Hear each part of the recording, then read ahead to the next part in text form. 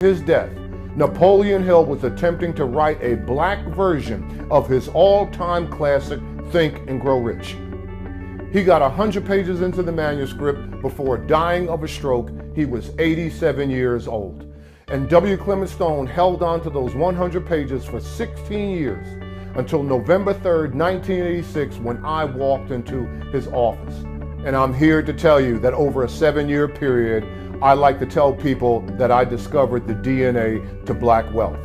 Wealth is not a function of circumstance. It is not a function of condition. It is not a function of race, of gender, who your parents are, which side of the tracks you were born, how the cards were dealt. But wealth is a function of choice, and it is a function of discipline, and it is a function of decision, and it is a function of innovation, faith, and creativity. Those men and women who have won most in life have relied mostly on themselves. The men and women who are crazy enough to believe and think that they can change the world usually do. So this is a story that must be told. This is a story of black men and women who went from poverty, and in some cases below poverty, to reach their financial goals and objectives, and no one placed a microphone or a ball in their hand to do it. The first law of wealth is knowledge.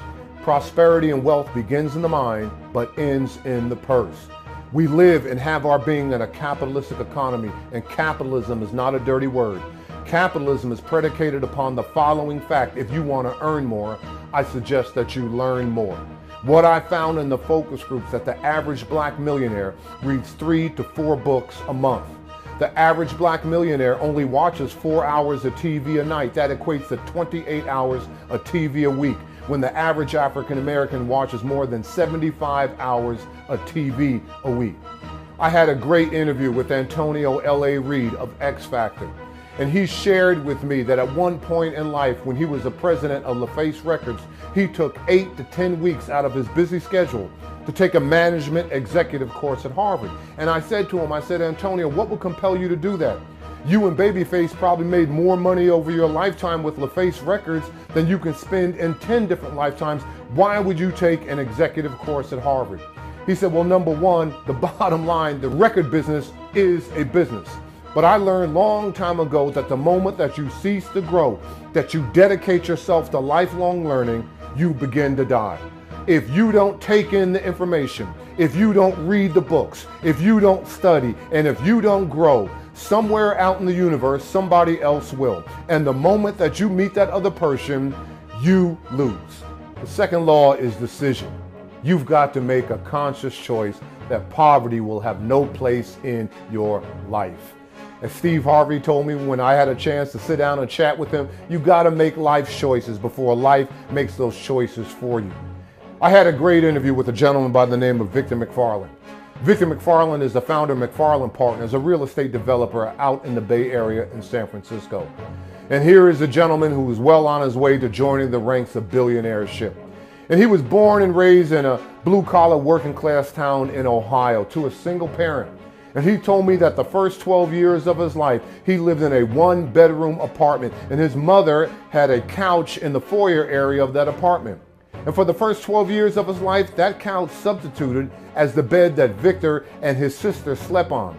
And when he shared that anecdote with me, I became somewhat sympathetic and empathetic, and he cut me off at the knees during the interview. And he said, Doc, no sympathy for me. As a matter of fact, those were probably the best 12 years of my life. I said, what do you mean?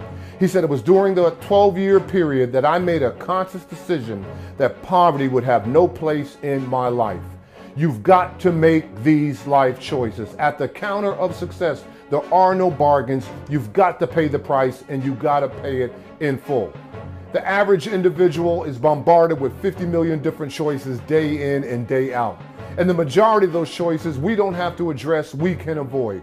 But there are 2 choices that you must look and confront as soon as you wake up in the morning. Number 1, you can accept the circumstances as they are, or number 2, you can take the responsibility to change them. Make life choices before life makes those choices for you. The third law of wealth, you got to believe in yourself when no one else will. Here is the one quality, here is the one value that has created more black millionaires than any other attribute. You see, it was faith that will allow Kathy Hughes to endure more than 60 rejections trying to find financing for her first radio station. You see, it was faith that would allow Bob Johnson, no matter where he was with his struggling BET station, he would get on a plane, fly back to Chicago, get a rent-a-car, drive to the home of McDonald's and sit in the lobby of McDonald's headquarters, hoping to find anybody in the marketing department so he could pitch his BET station to. He was trying to find a major sponsor. And it was faith that would allow Damon John to get his struggling FUBU apparel line off the ground. And I said to Damon, Damon, what was the defining moment in your life? And he said to me, when I had to burn the furniture. I said, what do you mean burn the furniture? He said, when I finally got financing for my apparel line, I went out and I hired a bunch of seamstresses, and they showed up at my mother's house with all their equipment, and I had no place to store their sewing machines. I said, what did you do? He said, I took all my mother's furniture out of the house, took it to the backyard, and I set it on fire. The wealthy make money while the rest of us make excuses. If you knew who walks beside you on this journey called life, you would never doubt or fear again. And then last but not least, there I am with Tyler Perry. And I asked him, I said, Tyler, how did you go from poverty, in some circumstances, below poverty, to build one of the most profitable, production companies in Hollywood, $145 million? And his simple reply was, nothing but the grace of God. Believe in yourself when no one else will. The fourth law of wealth, to thy own self be true. What is the greatest resource in the world? The greatest resource in the world is the passionate, committed mind. What have you been sent here to do? Do you know your area of excellence? What is your life's purpose? And these black millionaires, they know specifically what they are attempting to do and what they will do. They know their life's purpose. They know their area of excellence. And if you